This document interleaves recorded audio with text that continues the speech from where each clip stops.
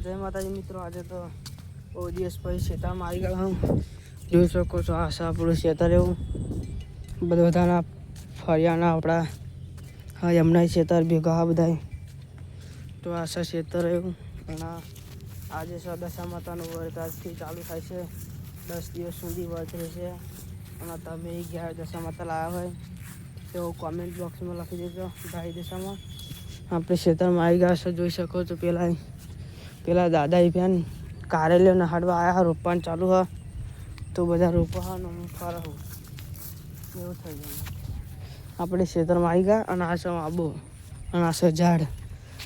તમે તો કદી જોયું નહીં હોય. અને આ ખિસકોલી જુઓ હા ક્યાં જઈ જતી રહી. આબા ઉપર ચડી ગઈ ભાઈ. આબા ઉપર જતી રહી. આ રોપી દીધું. આ જોઈ શકો છો તમે. ધારું રોપી દીધું. ડોંગી રોપી દીધી. આપણે હવે ખેતરની ચારેય બાજુ ફરવાનું હતા. જોઈ શકો છો ચંપલ પહેરીને આવી ગયા છે. આપણે દશા માતાને બિહારવાના હા. હજુ તૈયારી બહુ ફૂલ પાવર છે તૈયારી. અને આપણે કારેલીઓ જોવા આવ્યા છે. એક પણ કારેલીઓ દેખાતી નહીં. આપણો ઓટો ફેલ જવાનો આપણે ફેલ તો નહીં જાય કેમ કે જોવા આવ્યા હતા આપણે જોઈ લીધું.